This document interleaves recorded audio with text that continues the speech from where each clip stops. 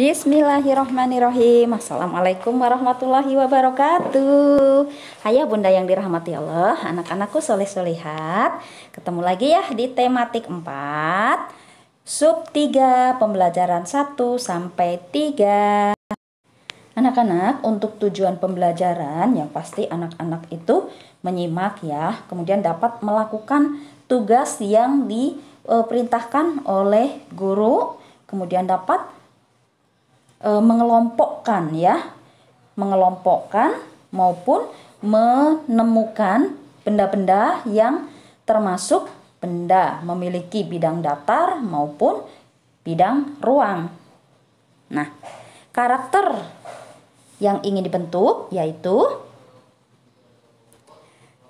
seperti termaktub atau terdapat dalam surat Al-Baqarah ayat 222. Bisa disimak ya. Dibaca pelan-pelan. Ya, tentang hidup bersih itu. Kemudian selalu berpikir Ali Imran ayat 190. Dan kreatif ayat A'radu ayat 11. Nah, di sini anak-anak dapat menyimak ya. Tempat bermain yang bersih itu merupakan salah satu tempat ya yang kita butuhkan. Anak-anak harus dapat menjaga kebersihan dimanapun berada. Kebersihan diri sendiri maupun kebersihan tempat ya yang kita tinggali. Contohnya di rumah, di sekolah, di tempat rekreasi, dimanapun kita harus menjaga dengan baik ya anak-anak. Agar apa? Kita sehat.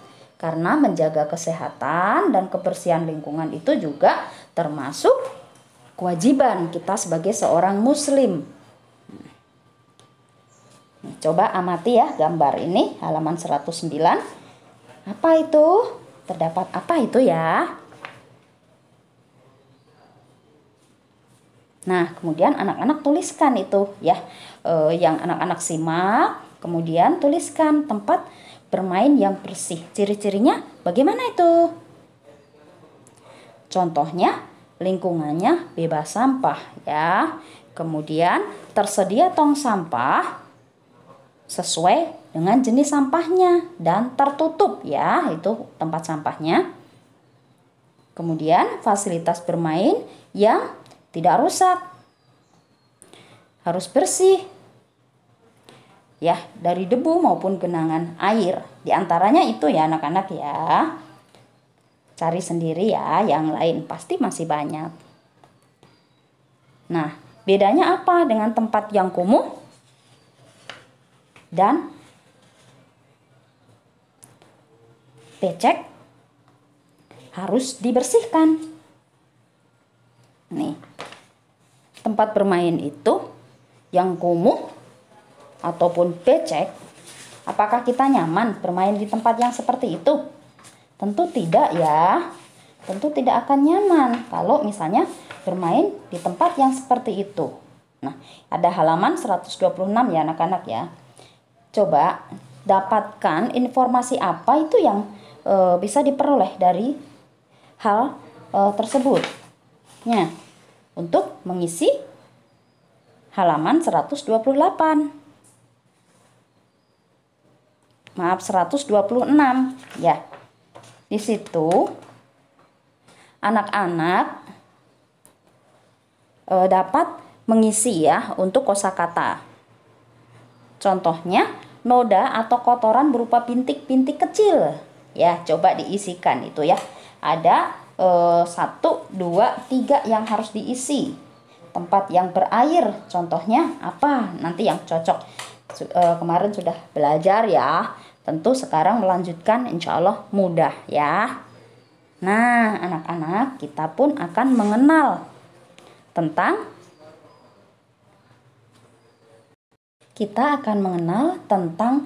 ruas garis pada bangun ruang ya. Ada di halaman 123. Simak baik-baik itu ya, bentuk apa saja itu ya. Ditandai ya, ada prisma, kemudian ada bangun-bangun yang lain. Coba kita lihat ya. Prisma segitiga DB ya, itu ruas garisnya. BC, CD. Kemudian HF ya. FG, GH. Itu untuk nomor 1. Sekarang nomor 2, ruas garis pada bangun ruang 5 segi 4. AB, BC, CD, DA. Nah, itu 5 segi 4. Kemudian AE, BE, CE, dan DE. Nah, coba anak-anak sekarang lihat yang nomor 3, 4, dan 5. Cari coba ya, dibuat ruas garisnya ya. Ya, anak-anak, setelah selesai anak-anak belajar untuk menemukan ruas garis. Nah, sekarang anak-anak coba ketika menemukan ruas garis itu pasti dilihat dulu ya, itu berhubungan, saling berhubungan. Nah, anak-anak pun tidak bisa misalnya sendiri ya, akhirnya ketika membentuk garis itu saling berhubungan, bersatu menjadi sebuah bangun ruang. Nah, anak-anak sama ketika anak-anak bekerja ya, bekerja sama dengan orang lain, itu di situ terdapat persatuan. Contoh persatuan dalam bermain. Nah, misalnya apa ini? Sikap pengertian, kerjasama, bermain sportif, dan masih banyak lagi. Ya, nih anak-anak. Nah, ketika bermain, anak-anak dapat bermain nih yang menghasilkan sebuah barang. Contohnya apa? Ya, contohnya membuat kerajinan dari tanah liat. Ketika hujan, anak-anak bisa manfaatkan itu ya, tanah liat. Halaman 121 itu ada cara membuatnya. Jadi siapkan tanah liat ya, kemudian air, kemudian triplek, kemudian siapkan rancangan gambarnya mau membuat seperti apa. Yang keempat, tempatkan tanah liat di atas triplek ya.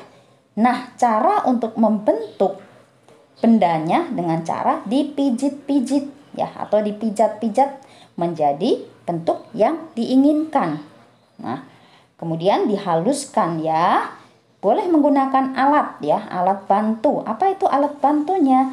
Bisa menggunakan pisau atau cutter, atau misalnya menggunakan sudip ya, namanya, untuk seperti mengukir gitu. Oke. Nah, anak-anak membentuk benda ya dari benda lunak, bahan lunak ya, itu bisa dari tanah liat maupun plastisin. Nah, ketika anak-anak membentuk bahan dari plastisin, anak-anak dapat menggunakan cutter atau pisau ya. Nah, dalam menggunakan alat-alat yang tajam seperti itu, anak-anak harus hati-hati ya. Hati-hati dalam menggunakannya agar tidak terkena tangan ya. Nah, bahan yang digunakan tentunya plastisin ya. Kalau tanah liat tadi ya tanah liat bahan utamanya. Alat yang digunakan apa? Alatnya pisau atau cutter atau benda panjang pipih untuk membentuk ya. Nah, dan model atau gambar model itu dijadikan sebagai sarana ya untuk membentuk. Nah, ini anak-anak, tugasnya, simak ya, tugasnya adalah pada halaman 131 ya, itu terdapat macam-macam gambar mobil, kendaraan Vespa maupun semacam kereta api ya, kepala kereta api atau mobil zaman dulu ya. Nah, anak-anak bisa membuat pilihan di antara 3 tersebut menggunakan plastisin atau mau menggunakan tanah liat.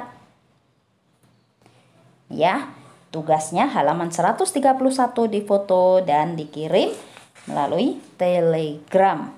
Oke. Ya, baik anak-anak, alhamdulillah untuk hari ini sudah selesai ya. Anak-anak kalau misalnya di bukunya ada latihan-latihan, boleh dikerjakan ya, silahkan dikerjakan.